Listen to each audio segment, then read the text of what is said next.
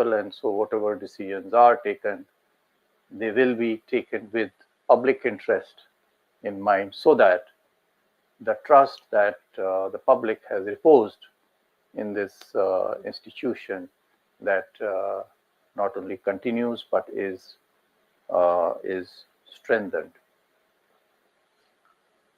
While stability, as I mentioned, is important, we are also aware that we are in a constantly evolving, constantly changing. This world is dynamic, with geopolitical tensions, with the impact, of climate change, and political uncertainty around the world. So, as with other organizations, where change, the only constant that it says, is change, and so we have to be conscious of this fact, that while we do maintain continuity and stability, we cannot be stuck to it, and we have to be alert and agile to meet these challenges, while we maintain a policy continuity. Secondly, I do believe that one of the most important roles of the central bank here is to spread financial inclusion with the banking sector, banking and the non-banking finance companies under its fold. Huge responsibilities for financial inclusion. We have, of course, traveled a lot with in financial inclusion, especially with regard to making making available and accessible banks to the doorsteps of each and every nook and corner of the country.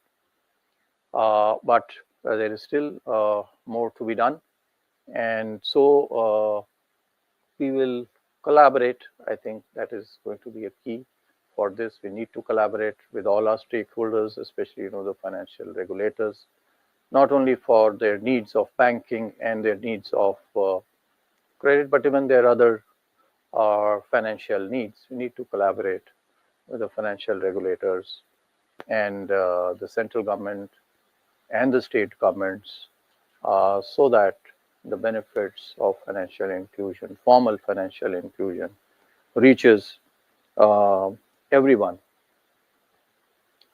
Another key pillar which I have been always following and supporting from day one, since I entered my service, and being an engineer myself, which has been reported quite widely, is to use technology. And where we started from 30 years ago and where we are today, I think it's a totally different world. Those who are my age especially would be able to appreciate as to how this world has changed. And the central bank, the Reserve Bank, has also made its big contribution in this regard, whether we talk about, especially when we talk about the universal payment interface, UPI has made big names, not only in our country but now internationally. So how we are going to be able to use technology? We did this even in in revenue. You can see the GST and the income tax systems, Aadhaar. So technology, how we can further use technology to reduce costs, to make financial inclusion more accessible and all pervasive, is one key pillar that we will work on. And for this, of course, innovation will be key. And while innovation will have to be fostered, will have to be supported, we will, of course, have to be also conscious of the risks that it may entail, and so putting in place requisite safeguards and guardrails without letting without killing or without stopping innovation. We'll work towards further use of technology. Over these years, I have also realized that while every institution, including RBI has huge knowledge, and as I mentioned earlier, they have done a tremendous job. They have done a wonderful job in monetary policy management and other financial inclusion, etc. We need to be conscious that we do not have the monopoly of all knowledge, and so knowledge, information, knowledge, expertise is available outside as well, whether internationally or nationally.